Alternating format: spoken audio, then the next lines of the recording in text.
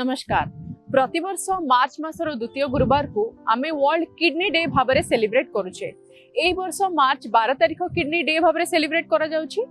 तेबे दुईटी बड़ एवं साधारण समस्या जोटा कि डायबिटीज आउ हाइपरटेंशन तार किडनी हेल्थ उपरे कोन प्रभाव रहिची आमे वीडियो माध्यम रे जानिबा। आमे आज आसिक पहुंची जाइछु केयर हॉस्पिटल भुवनेश्वर रे।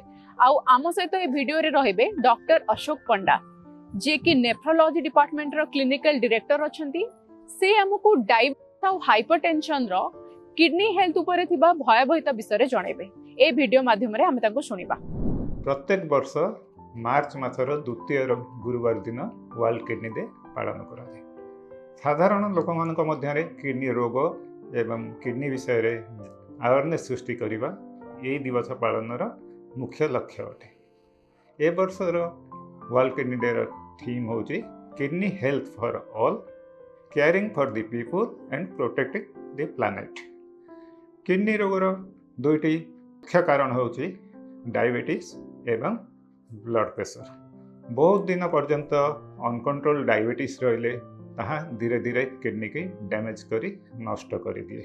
डायबिटीज साधारणतः किछिटा स्टेज देकी किडनी की अफेक्ट करे, ग्रेजुअली अफेक्ट करे। फर्स्ट स्टेज हेउची हाइपर फिल्ट्रेशन स्टेज।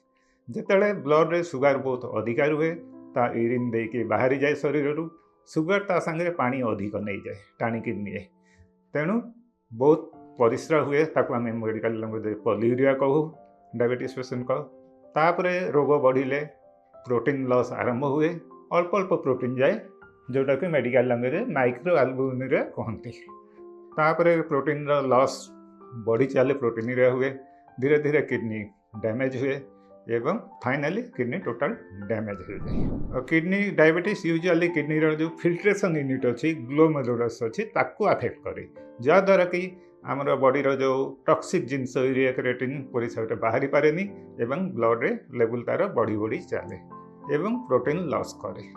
यही कंडीशन को डायबिटिक नेफ्रोपैथी बोली कह जाए। सेहीपरि अनेक दिन धरी आप जब ब्लड प्रेशर हाई रहा ताहा मध्य किडनी भास्कुलेचर शिरा प्रशिरा को अफेक्ट करे, जहाँद्वारा कि किडनी जो रेनाल आर्टरीज अच्छी किडनी भितर जो आर्टरी अच्छी तार वाल थिक हो जाए एवं तार लुमेन नैरो हो जाए, जहाँद्वारा कि किडनी ब्लड सप्लाई कॉम्प्रोमाइज हुए एवं किडनी धीरे धीरे डैमेज हो जाए। ये कंडीशन को मेडिकल लैंग्वेज रे हाइपरटेंसिव नेफ्रोस्क्लेरोसिस कहा जाए। साधारणतः आम किडनी की सुस्थ रखा हेले आमको एडिक्वेट हाइड्रेशन आवश्यकता अच्छी। जदि अन्य कौन रोग पर फ्लूइड रेस्ट्रिक्शन नाही ताहले मिनिमम दिन को 2 ରୁ 3 लिटर पानी आपण पीवा आवश्यक अच्छी। आपणकर ब्लड सुगर एवं ब्लड प्रेशर को कंट्रोल रखा कर। आ गोटे इंपोर्टेंट जिन हूँ pain killer. Pain killer immediately kidney के डैमेज करदे, ब्रुफेन है डाइक्लोनाक है। तेणु आपड़ जब पेन होची ताहले कौन डाक्तर को परामर्श करेंगे एवं किडनी पे जो सेफ अच्छी पेन किलर्स ताकू आप नहीं पारे। आप हेल्दी लाइफस्टाइल मेंटेन करेंगे, fast food, packet food, excessive salt, spicy food या अवॉइड करेंगे।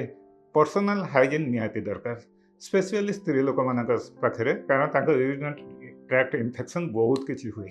और जिते बहुत दिन धरी यूरिनरी ट्रैक्ट इन्फेक्शन रही रिकरेंट यूरिनरी ट्रैक्ट इन्फेक्शन हम ता किडनी की भी डैमेज करे, जो कंडीशन को एक्यूट पाइलोनेफ्राइटिस कहा जाए। अल्कोहल, टबाको, मादक द्रव्य को अवॉइड करेंगे, किडनी के अफेक्ट करे। आप आइडियल बॉडी वेट मेंटेन करेंगे, कारण ओबेसिटी और मेदबहुलता से किडनी डैमेज गोटे प्रमुख कारण अच्छी। रेगुलर आपंकर किडनी हेल्थ चेकअप करे नवा दरकार अच्छी। 3टी छोटिया टेस्ट, गोटे यूरिन रूटीन माइक्रोस्कोपी एवं ब्लड यूरिया क्रिएटिनिन एवं अल्ट्रासाउंड द्वारा किडनी रोग जना पड़ जाए। नॉर्मली यूजुअली आप वर्ष को थे आप किडनी हेल्थ चेकअप कराइने। जदि आपंकर डायबिटीज कि ब्लड प्रेशर अच्छी ताहले 3 मास थे किडनी हेल्थ चेकअप कराइने उचित, कारण अर्ली स्टेज जदि रोगटा जना पड़ो ताहले सेटा क्योर हो चांस अच्छी। यही सब छोट छोट जिनस प्रति जदि आप ध्यान देवे ताहले आपन किडनी सुस्थ रहिबो, आपन सुस्थ जीवन यापन कर पारे।